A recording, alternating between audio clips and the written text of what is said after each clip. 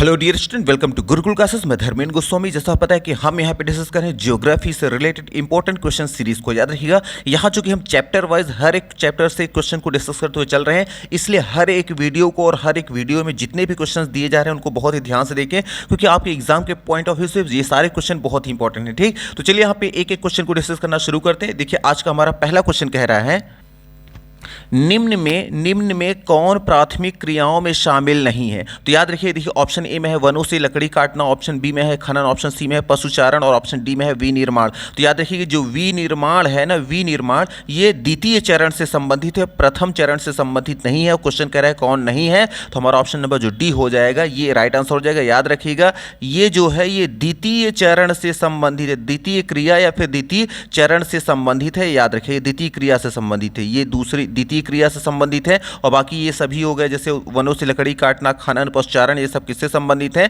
प्रथम चरण से संबंधित है। अब ये प्रथम चरण, द्वितीय चरण, तृतीय, फोर्थ चरण क्या होता है, पिछली वीडियो में सारी चीजें बताई गई हैं। अगर आपने नहीं देखा है तो पिछली वीडियो को देख लीजिए। ठीक, फिर आ जाएंगे। देखिए हमारा अगला क्वेश्चन क्या कह रहा है कि प्राथमिक क्रियाओं में संलग्न व्यक्तियों को क्या कहा जाता है। तो याद रखिएगा, जो प्राथमिक क्रिया होता है, जो उसमें काम करने वाले जो लोग होते हैं उनको कहा जाता है लाल कॉलर श्रमिक। और लाल कॉलर श्रमिक देखिए है ऑप्शन नंबर ए में, तो हमारे यहाँ ए नंबर राइट आंसर हो जाएगा। आपको याद रखना है कि प्राथमिक क्रियाओं में संलग्न व्यक्तियों को लाल कॉलर श्रमिक कहा जाता है। फिर आ जाएंगे अपने अगले क्वेश्चन में। देखिए अगला क्वेश्चन कह रहा है कि आधुनिक समय में भोजन संग्रह जैसी प्राथमिक क्रिया किस रूप में देखी जाती है। तो याद रखिएगा, आधुनिक समय में भोजन संग्रह जैसी जो प्राथमिक क्रिया है निर्वाह रूप में देखी जाती है। और निर्वाह रूप देखिए है ऑप्शन नंबर डी में, तो हमारे यहाँ डी राइट आंसर हो जाएगा। तो आपको याद रखना है कि आधुनिक समय भोजन संग्रह जैसी प्राथमिक क्रिया को निर्वाह रूप के रूप में देखा जाता है। फिर आ जाएंगे अपने अगले क्वेश्चन में। देखिए हमारा अगला क्वेश्चन कह रहा है कि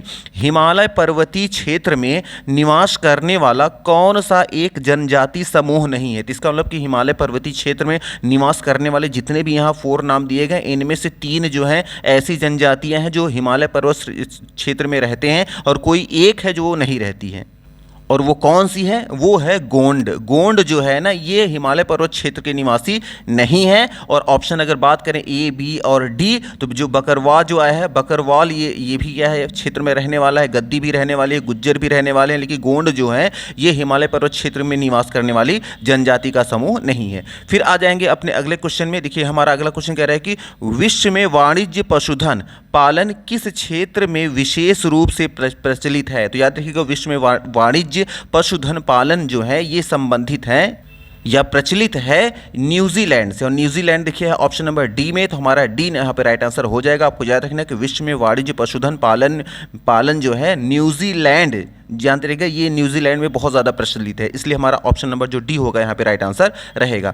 फिर आ जाएंगे अपने अगले क्वेश्चन में। देखिए हमारा अगला क्वेश्चन कह रहा है कि निम्न कृषि के प्रकारों में से कौन सा कर्तन दहन कौन सा कर्तन दहन कृषि का प्रकार है। तो याद रखिएगा, जो कर्तन दहन कृषि का प्रकार है वो है आदिकालीन निर्वाह कृषि। और आदिकालीन निर्वाह कृषि आया है ऑप्शन नंबर बी में, तो हमारा यहाँ बी राइट आंसर हो जाएगा।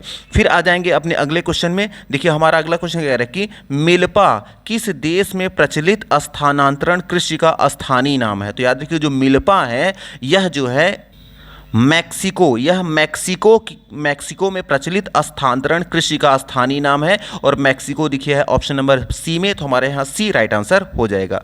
फिर आ जाएंगे अपने अगले क्वेश्चन में। देखिए हमारा अगला क्वेश्चन कह रहा है कि निम्नलिखित में से कौन सा एक चावल रहित गहन निर्वाह कृषि के लिए प्रसिद्ध क्षेत्र है। तो याद रखिएगा, वह जो एक चावल रहित गहन निर्वाह कृषि के क्षेत्र के लिए प्रसिद्ध है पश्चिमोत्तर भारत, और इसके साथ साथ चीन का मंचरिया क्षेत्र, ये दोनों ही प्रसिद्ध हैं, ऑप्शन बी और हमारा ऑप्शन सी, इसलिए हमारा राइट आंसर हो जाएगा ऑप्शन नंबर डी। तो देखिए क्वेश्चन कह रहा है कि निम्नलिखित में से कौन एक चावल रहित गहन निर्वाह कृषि के लिए प्रसिद्ध क्षेत्र है। तो पश्चिमोत्तर भारत भी है और चीन का मंचरिया क्षेत्र भी है, इसलिए हमारा ऑप्शन नंबर जो डी होगा ऑप्शन बी और सी दोनों यहाँ राइट आंसर हम मान लेंगे। फिर आ जाएंगे हमारा अगला क्वेश्चन। देखिए क्या कह रहा है कि निम्नलिखित में से कौन सी रोपण फसल नहीं है? तो वह फसल जो रोपण फसल नहीं है वह कौन सी है? तो याद रखिए जो रोपण फसल नहीं है वह है गेहूं, और गेहूं देखिए है ऑप्शन नंबर सी में, तो हमारे यहाँ सी यहाँ पे राइट आंसर हो जाएगा। आपको याद रखना है कि गेहूं जो है ये रोपण फसल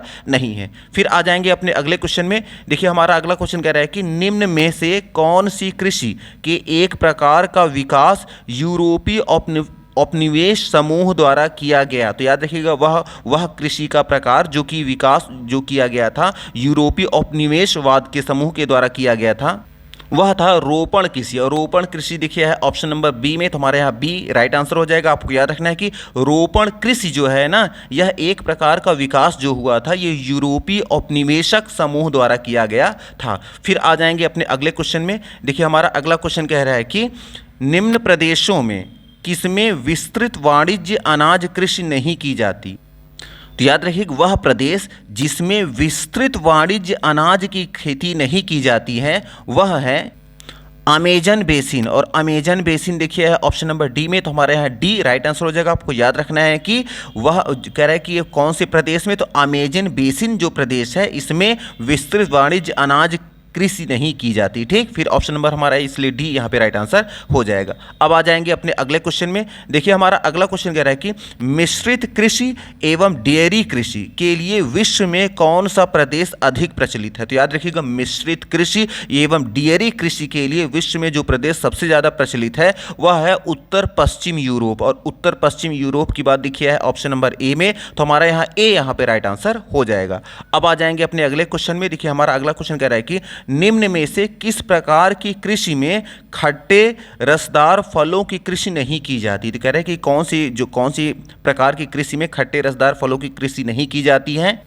वह है भूमध्य सागरीय कृषि। और भूमध्य सागरीय कृषि की बात देखिए है ऑप्शन नंबर बी में, तो हमारे यहाँ बी राइट आंसर हो जाएगा। हाँ, अगर ये क्वेश्चन ये होता कि किस प्रकार की कृषि में खट्टेदार रसदार फलों की कृषि की जाती है, तो कहाँ पे की जाती है? एक है बाजारी सब्जी कृषि, और हो जाता सहकारी कृषि और रोपण कृषि। इन तीनों हमारे ऑप्शन सही थे, लेकिन यहाँ क्वेश्चन कह रहा है कि किसमें कृषि नहीं की जाती, तो वह है भूमध्य सागरीय कृषि, इसलिए ऑप्शन हमारा बी यहाँ पे राइट आंसर रहेगा। फिर आ जाएंगे अपने अगले क्वेश्चन में। देखिए हमारा अगला क्वेश्चन कह रहा है कि उद्यान कृषि यूरोप के किस देश में सर्वाधिक प्रचलित है? तो याद रखिएगा उद्यान जो है, उद्यान कृषि यूरोप के जिस देश में सर्वाधिक प्रचलित है वह देश है स्पेन। और स्पेन देखिए आया है यहाँ पे, सॉरी यहाँ स्पेन नहीं बल्कि नीदरलैंड रहेगा, नीदरलैंड में प्रचलित है। नीदरलैंड देखिए है ऑप्शन नंबर डी में, तो हमारा डी राइट आंसर हो जाएगा। आपको याद रखना है कि उद्यान कृषि जो है यूरोप के नीदरलैंड देश में सर्वाधिक प्रचलित है, और नीदरलैंड हमारा ऑप्शन नंबर डी में आया है, तो हमारे यहाँ डी यहाँ पे राइट आंसर रहेगा। फिर आ जाएंगे अपने 15 नंबर क्वेश्चन में। क्वेश्चन कह रहा है कि निम्न देशों में से किस देश में सहकारी कृषि का सफल परीक्षण किया गया? तो याद रखिएगा जिस देश में सहकारी कृषि का सफल परीक्षण किया गया है वह देश है डेनमार्क। और डेनमार्क देखिए है ऑप्शन नंबर बी में, तो हमारे यहाँ बी राइट आंसर हो जाएगा। आपको याद रखना है कि डेनमार्क में सहकारी कृषि का सफल परीक्षण किया गया है। फिर आ जाएंगे अपने अगले क्वेश्चन में। देखिए हमारा अगला क्वेश्चन कह रहा है कि फूलों की कृषि कहलाती है, जो फूलों की जो खेती होती है कृषि होती है क्या कहलाती है? उसे हम कहते हैं पुष्पोत्पादक। और पुष्पोत्पादक देखिए है ऑप्शन नंबर सी में, तो हमारे यहाँ सी राइट आंसर हो जाएगा। फिर आ जाएंगे अपने अगले क्वेश्चन में। देखिए हमारा अगला क्वेश्चन कह रहा है कि सामूहिक कृषि की शुरुआत किस देश में की गई? तो याद रखिएगा सामूहिक कृषि की जो शुरुआत की गई थी ये की गई थी पूर्व सोवियत संघ में। और पूर्व सोवियत संघ की बात देखिए है ऑप्शन नंबर ए में, तो हमारे यहाँ ए राइट आंसर हो जाएगा। आपको याद रखना है कि सामूहिक कृषि की जो शुरुआत की गई थी वो पूर्व सोवियत संघ में की गई थी। फिर आ जाएंगे अपने अगले क्वेश्चन में। देखिए हमारा अगला क्वेश्चन कह रहा है कि अफ्रीका, दक्षिण अमेरिका एवं एशियाई महाद्वीप के अधिकांश देशों में आय के साधनों का कितना प्रतिशत भाग खनन कार्य से प्राप्त होता है? तो आपको याद रखना है कि अफ्रीका, दक्षिण अमेरिका एवं एशियाई महाद्वीप के अधिकांश देशों में आय के साधनों का जो प्रतिशत खनन के रूप में प्राप्त किया जाता है वह प्रतिशत है 50%। और 50% की बात देखिए आया है ऑप्शन नंबर हमारा आया है डी में, तो हमारे यहाँ डी यहाँ पे राइट आंसर हो जाएगा। अब आ जाएंगे अपने अगले क्वेश्चन में। देखिए हमारा अगला क्वेश्चन कह रहा है कि निम्न में से कौन सी एकल कृषि नहीं है? तो जो एकल कृषि है वो कौन नहीं है? देखिए ऑप्शन ए में है डेयरी कृषि, ऑप्शन बी में है मिश्रित कृषि, ऑप्शन सी में है रोपण कृषि, और ऑप्शन डी में है वाणिज्य अनाज कृषि। तो इन चारों में कौन एकल कृषि नहीं है? तो याद रखिए जो एकल कृषि नहीं है वो है रोपण कृषि। रोपण कृषि को एकल कृषि नहीं माना जाता है, इसलिए ऑप्शन नंबर हमारा यहाँ सी राइट आंसर हो जाएगा। अगर यही क्वेश्चन ये होता कि निम्न में कौन कौन एकल कृषि हैं, तो एकल कृषि में डेयरी कृषि को भी रखा गया है, मिश्रित कृषि को भी रखा गया है, वाणिज्य अनाज कृषि को भी रखा गया है। ठीक, फिर आ जाएंगे अपने अगले क्वेश्चन में। देखिए हमारा अगला क्वेश्चन कह रहा है कि निम्नलिखित में कौन एक बागानी फसल है। देखिए ऑप्शन ए में है मक्का, ऑप्शन बी में है कहवा, ऑप्शन सी में है जूट, ऑप्शन डी में है गेहूं। तो इन चारों की बात करें, इनमें कौन बागानी फसल है, तो याद रखिए इन चारों में जो बागानी फसल है वह है आपका कहवा जो है ना, कहवा जो है ये बागानी फसल है, इसलिए हमारा ऑप्शन नंबर बी यहाँ पे राइट आंसर हो जाएगा। अगर यही क्वेश्चन होता कि कौन कौन जो है आपके बागानी फसल नहीं है, तो मक्का हो गया, जूट हो गया, गेहूं, ये बागानी फसल नहीं है। और कौन बागानी फसल है, कहवा जो है एक बागानी फसल है। फिर आ जाएंगे अपने अगले क्वेश्चन में। देखिए हमारा अगला क्वेश्चन कह रहा है कि निम्नलिखित में कौन सी बागानी फसल है। तो कौन सी बागानी फसल, इन चारों की बात करें तो पिछले क्वेश्चन में हम देख चुके हैं। इन चारों की बात करें ना, तो जो बागानी फसल है, इन चारों की बात करें तो इसमें आएगा रबड़। रबड़ जो है ना, ये आपकी बागानी फसल है। और कौन कौन से नहीं है, जूट हो गया, गेहूं हो गया, धान हो गया, बागानी फसल नहीं है।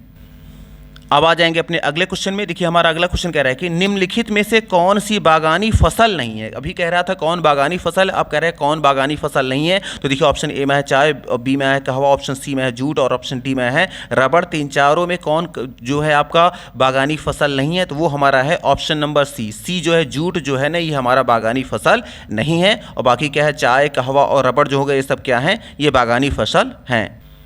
अब आ जाएंगे अपने अगले क्वेश्चन में। देखिए हमारा अगला क्वेश्चन कह रहा है कि विश्व में गन्ने का सबसे बड़ा उत्पादक देश कौन है। तो याद रखिएगा विश्व का जो सर्वाधिक जो बड़ा सबसे बड़ा जो उत्पादक देश है वो है ब्राजील। और ब्राजील देखिए है ऑप्शन नंबर डी में, तो हमारे यहाँ डी यहाँ पे राइट आंसर हो जाएगा। अब आ जाएंगे अपने अगले क्वेश्चन में। देखिए हमारा अगला क्वेश्चन कह रहा है कि विश्व में कहवा का सर्वाधिक उत्पादक देश निम्नलिखित में से कौन सा है। तो याद रखिएगा विश्व में कहवा का जो सर्वाधिक उत्पादक देश है वह देश है ब्राजील। और ब्राजील देखिए है ऑप्शन नंबर डी में, तो हमारा अगेन यहाँ डी यहाँ पे राइट आंसर हो जाएगा। फिर आ जाएंगे अपने अगले क्वेश्चन में। देखिए हमारा अगला क्वेश्चन कह रहा है कि निम्नलिखित में से किस देश की भौगोलिक परिस्थितियां कहवा की खेती के लिए अनुकूल हैं। तो याद रखिएगा जिस देश की भौगोलिक परिस्थितियां कहवा के लिए अनुकूल हैं वह देश है ब्राजील। और ब्राजील देखिए है ऑप्शन नंबर सी में, तो हमारे यहाँ सी राइट आंसर हो जाएगा। इससे पहले भी बताया गया था कि जो है यहाँ पे कहवा की सबसे ज़्यादा कहाँ खेती होती है, ब्राजील में। क्यों होती है, क्योंकि वहाँ अनुकूल होगी परिस्थितियाँ, इसीलिए। तो नो डाउट हमारा क्या है, सी ही ऑप्शन फिर से अगेन हो जाएगा, इसीलिए। फिर आ जाएंगे अपने अगले क्वेश्चन में। देखिए हमारा अगला क्वेश्चन कह रहा है कि निम्नलिखित में से कौन एक शीतोष्ण घास प्रदेश नहीं है। इसका मतलब तीन कोई है और कोई एक है जो नहीं है। देखिए ऑप्शन ए में है पंपास, ऑप्शन बी में है कंपास, ऑप्शन सी में है डाउन्स, ऑप्शन डी में है प्रेयरीज। ठीक, तो इन चारों में कौन नहीं है, तो याद रखिएगा जो नहीं है वो है ऑप्शन नंबर बी, जो क्या है कंपास। कंपास जो है ना ये शीत घास प्रदेश नहीं है, इसलिए ऑप्शन नंबर हमारे यहाँ बी यहाँ पे राइट आंसर हो जाएगा। हाँ, अगर यही क्वेश्चन ये आता कि निम्नलिखित में से कौन कौन शीतोष्ण घास प्रदेश हैं, तो पंपास भी है, डाउन्स भी है और प्रेयरीज भी है। ठीक, फिर आ जाएंगे अपने अगले क्वेश्चन में। देखिए हमारा अगला क्वेश्चन कह रहा है कि निम्नलिखित में कौन सा एक उष्णकटिबंधीय घास प्रदेश नहीं है। देखिए ऑप्शन ए में है सवाना, ऑप्शन बी में है पंपास, ऑप्शन सी में है लानोस और ऑप्शन डी में है कंपास। तो इन चारों की बात करें तो जो एक उष्णकटिबंधीय घास प्रदेश नहीं है वह है option number B pampas. Pampas जो है ये उष्णकटिबंधीय घास प्रदेश नहीं है, इसलिए ऑप्शन नंबर हमारा यहाँ बी राइट आंसर हो जाएगा।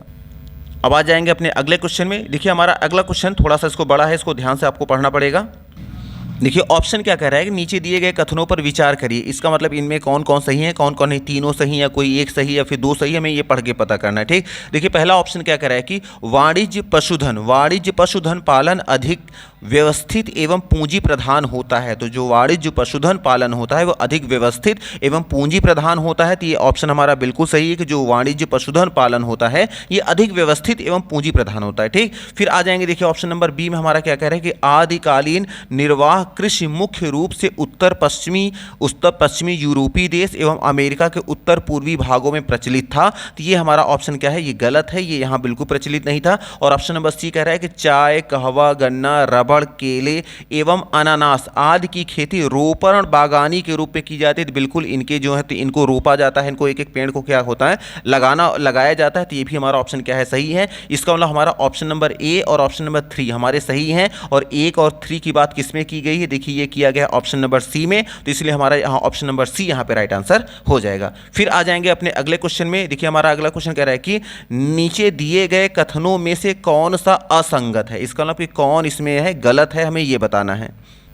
देखिए पहला ऑप्शन क्या कह रहा है कि सामूहिक कृषि की शुरुआत पूर्व सोवियत संघ में हुई थी जिसे कोलखोज कहते थे। ये बिल्कुल ही सही है कि जब जो सामूहिक कृषि की जो शुरुआत हुई थी वो पूर्व सोवियत संघ में हुई थी, तो ये हमारा पहला ऑप्शन तो सही है। फिर देखेंगे सेकेंड ऑप्शन क्या है, उत्तर पश्चिमी यूरोप, कनाडा एवं पूर्वी ऑस्ट्रेलिया में डेयरी कृषि विकसित अवस्था है, तो बिल्कुल यहाँ पे डेयरी जो है एकदम विकसित अवस्था में उत्तर पश्चिमी यूरोप, कनाडा एवं पूर्व ऑस्ट्रेलिया में डेयरी की जो कृषि है ना बहुत ही विकसित अवस्था में, ये भी हमारा ऑप्शन क्या है सही है। और ऑप्शन देखिए सी में क्या है कि ब्राज़ील में कहवा के बड़े बड़े बागानों को फेजेंडा कहते हैं, यह उष्णकटिबंधीय क्षेत्र में विस्तृत है, तो ये भी हमारा ऑप्शन क्या है बिल्कुल सही है। फिर आ जाएंगे देखिए हमारा अगला कह रहा है कि दक्षिण पूर्वी एशियाई देशों में गन्ने, गेहूं एवं बाजरे का विस्तृत उत्पादन किया जाता है, ये ऑप्शन गलत है। दक्षिण पूर्वी एशियाई देशों में गन्ने, गेहूं एवं बाजरे का विस्तृत उत्पादन नहीं किया जाता बल्कि दूसरी चीज़ों को किया जाता है, इसलिए हमारा जो ऑप्शन नंबर यहाँ पे कह रहे हैं कौन सा असंगत है, जो असंगत है मतलब जो गलत ऑप्शन है वो है ऑप्शन नंबर डी, इसलिए हमारे यहाँ डी यहाँ पे हम इसको डी को हम यहाँ पे राइट आंसर मान लेंगे कि इसमें गलत हमें बताना था, गलत बात इसी में की गई है, ठीक, इसमें रॉन्ग आंसर हमारा यही है। फिर आ जाएंगे अपने अगले क्वेश्चन में। देखिए हमारा अगला क्वेश्चन क्या कह रहा है कि निम्नलिखित को सुमेलित कीजिए, इसका मतलब हमें मैच कराना है।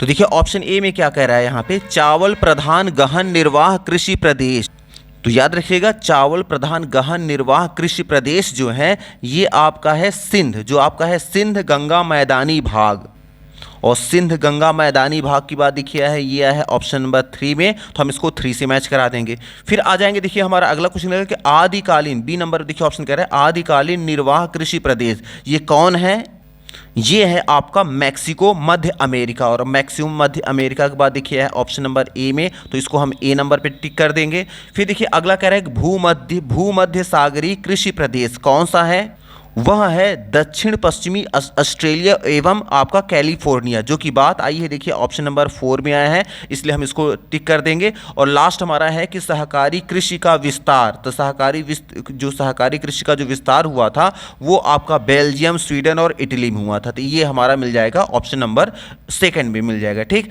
अब अगर इसको अगर हम देखें आपस में मैच करा के, तो ये कहाँ पे कौन से क्वेश्चन में हमारा सही जा रहा है, जो ऑप्शन दिए गए हैं ये जाएगा ऑप्शन नंबर सी, जो ऑप्शन नंबर सी है ना ये हमारा राइट आंसर हो जाएगा, क्योंकि देखिए ए से मिला है यहाँ पे 3 और बी से मिल गया यहाँ पे 1, सी से मिल गया आपका 4 और डी से मिल गया यहाँ पे 2, ठीक, तो ये हमारा क्या हो जाएगा राइट आंसर हो जाएगा, इसलिए हमारे यहाँ सी यहाँ पे हम राइट आंसर इसको मान लेंगे। तो मे भी यहाँ 1 बाय 1 सारे क्वेश्चन आपको समझ में आ गए होंगे। अगर सारी चीज़ समझ में आ रही है तो प्लीज़ वीडियो को लाइक करना, चैनल को सब्सक्राइब करना न भूलें, और वीडियो को जैसे आप देखते हैं तो इसको लाइक भी कर दिया करें, इससे ये रहता है कि हाँ ये मैक्सिमम लोगों तक पहुँच जाएगा। जब आप लाइक करेंगे तो ये वीडियो थोड़ा सा वायरल होने के थोड़े से चांसेस इसके बढ़ जाएंगे। तो चलिए आज की तरह रखते हैं। Thank you very much for watching this video. Thank you.